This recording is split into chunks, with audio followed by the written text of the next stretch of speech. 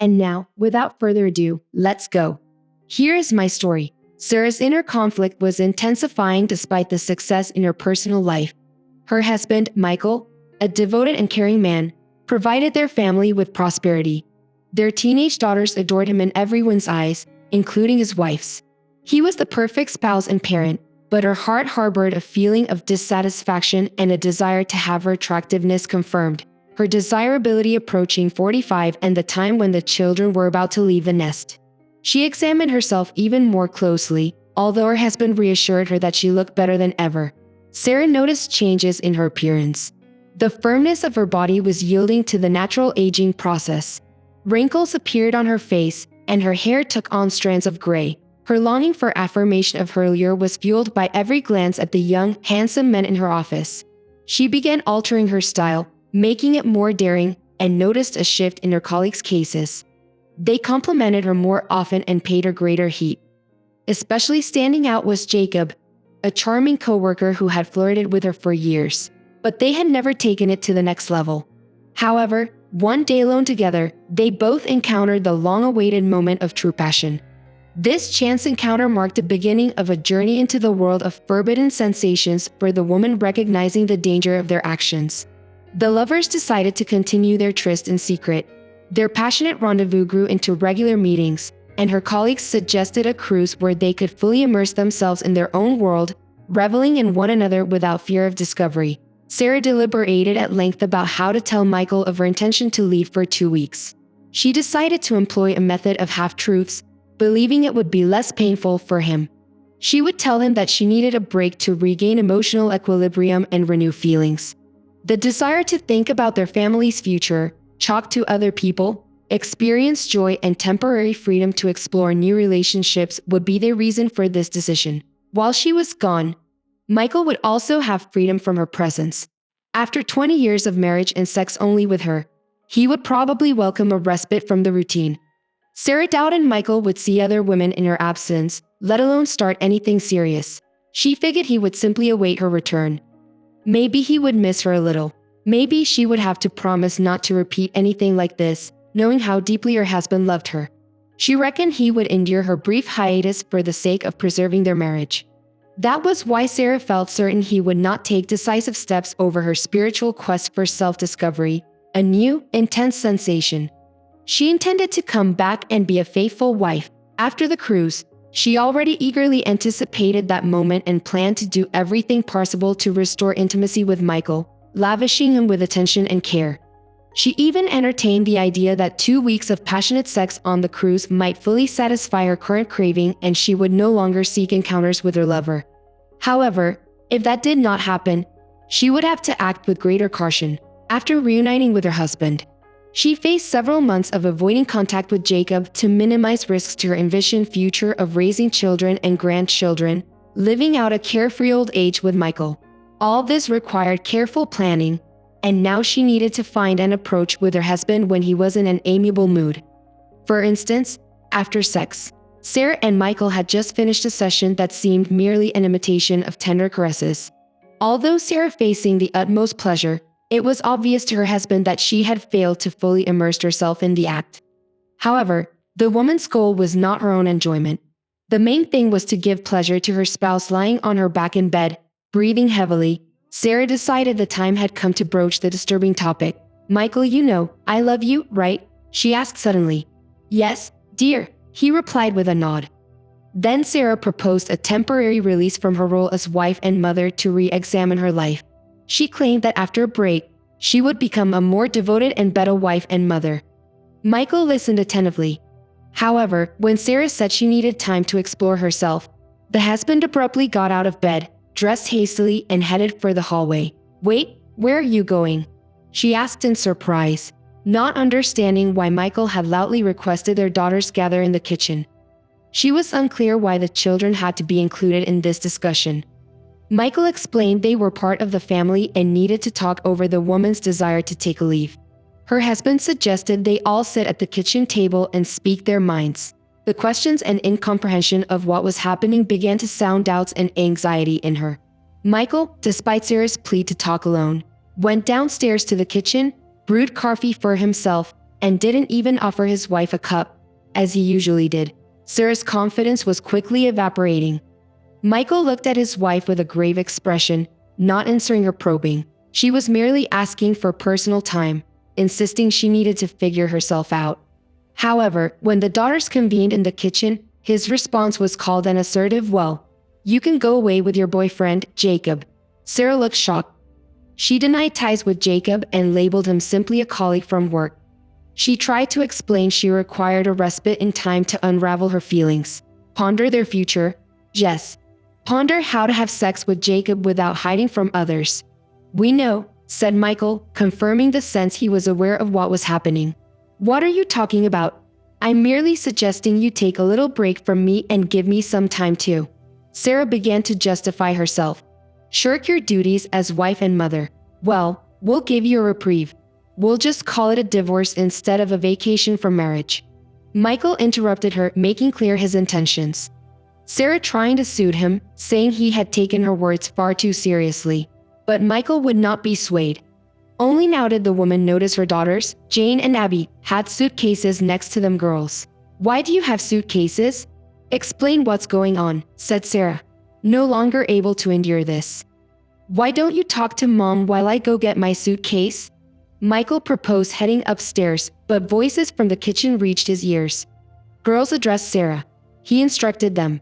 "I'm afraid your father misunderstood what I was asking for." Jane was the first to intervene. "Be honest, Mom. We've known for several months what you and your lover have been up to." "I have no idea what you're talking about," Sarah denied awkwardly. "We're talking about your Thursday lunches that have turned into quick Thursday dates and are about to become a 2-week cruise with Jacob." Abby chimed in. "What? You can't know that. I mean, I haven't done anything like that. Jacob is just a colleague I sometimes have lunch with." Sarah brushed off. "Really? When you and him decided to spend your lunch break in your office, Dan got a call. Your colleagues were looking for you. You and Jacob exceeded the lunch break limit," Jane explained. "That's right." Sarah remembers that day. "When I came home that evening, Michael said he had gotten a call from my work asking where his wife was. The woman lied and told him she had been in a meeting with her boss, Mr. Thompson." "I was in a meeting with Mr. Thompson." She repeated her lie. "Then why was it him specifically who called and asked where you were anyway?" "That kind of situation has happened more than once. That's when Dan decided to hire a private investigator. We have plenty of video and photos of you with Jacob." Jane said. "That's true, Mom. That loser is not as good as our dad." "You became a cheating old hag," remarked. "How dare you talk to your mother that way?" Sarah bristled. "How dare you do what you're doing instead of behaving like a good mother and faithful wife?" Abby said angrily. The woman didn't know how to respond. "If your father suspected something, why didn't he tell me about it straight and stop me?" She changed direction. "He obviously didn't think it was important," Abby continued. "Mom, you have a ring on your finger that says you're a father's wife. You agreed to forsake all other men when you married Dad. Dan said that if he had stopped you this time with Jacob, you would have just gotten better at hiding your deceit." Jane intervened. "Well, he could have said something. He should have said something if it bothered him that much. It just shows he doesn't care if I get some innocent attention from another man or not. I don't understand why he suddenly got so jealous." Sarah tried to bristle. "No, Mom.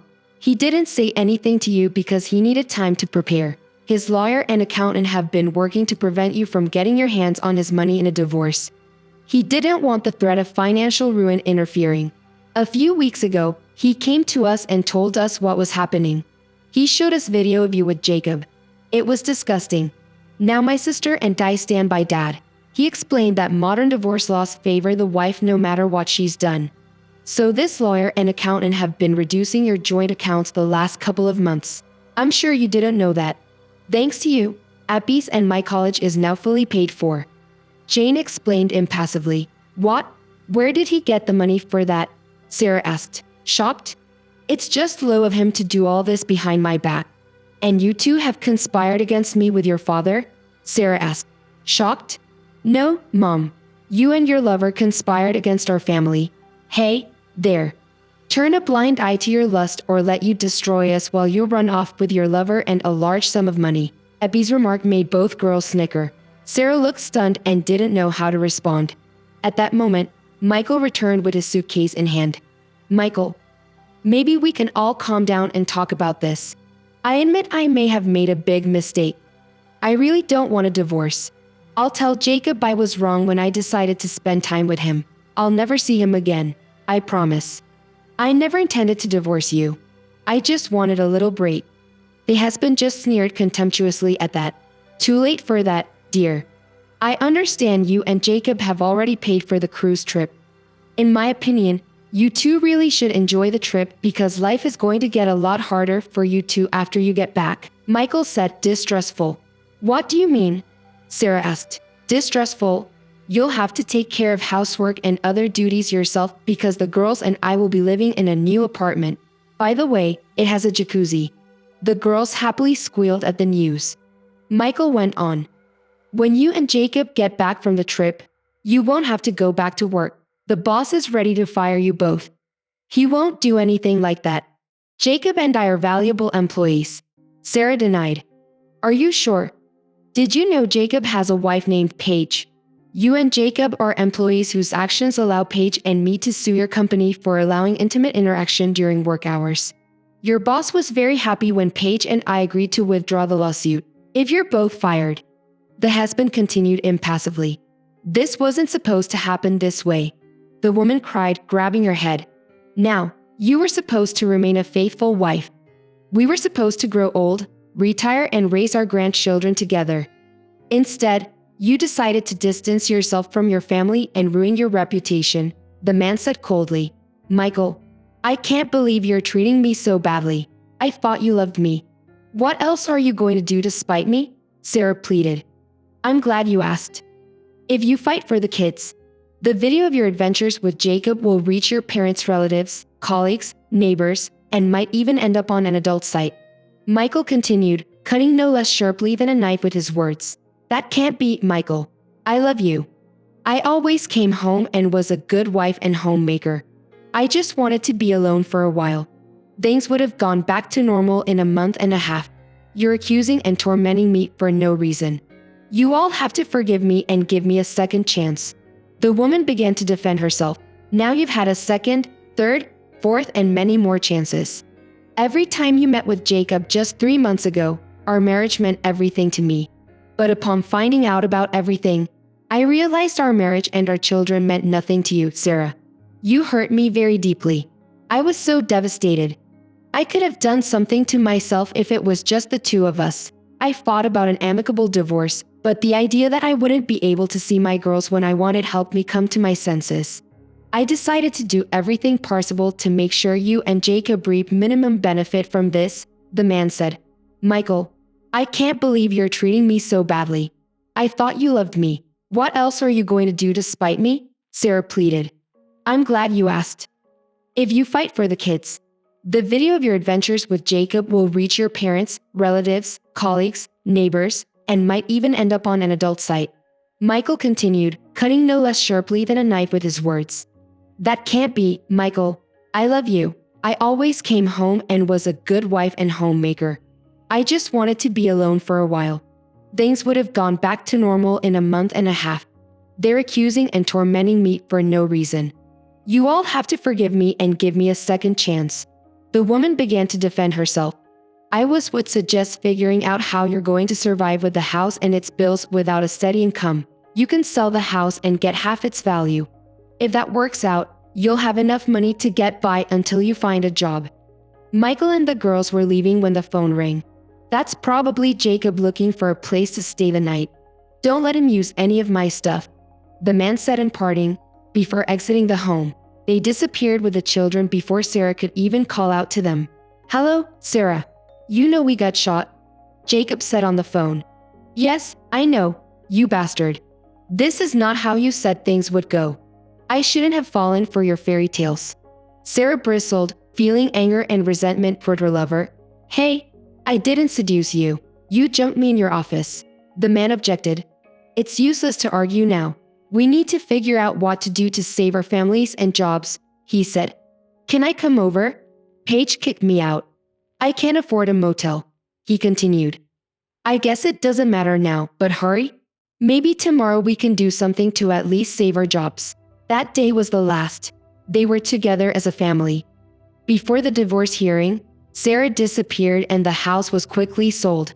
She took her half of the equity as well as all their savings and checks, apparently for her personal motives. Michael felt no concern about this. Most of the proceeds had gone to repaying the girls' college tuition. Michael used the money from the house sale to replenish the emergency fund that had been spent on paying for the children's college. Ultimately, due to his wife's actions, Michael decided to wait a year and finalize the divorce in her absence to prevent any chance of her coming back for money or custody of the children. He did not want her returning to his surprise. After the divorce, Jacob remained living in their old neighborhood, finding a low-paying job and leading a modest, solitary life. Paige soon started a romance with one of her neighbors, but was in no hurry to marry him. In time, Michael also found himself a girlfriend who worked as a teacher at his daughter's school. The girls and Michael lived well. 2 years after that whole situation, the daughters left for college. They kept in touch with their mother via Facebook, but did not share any information about her with their father per his own request. After the divorce, the man did not want to hear anything about that woman. He continues working at his old job while his relationship with his girlfriend developed positively. They did not discuss marriage, but talked of commitment and fidelity. It seemed Michael's sex life had never been better.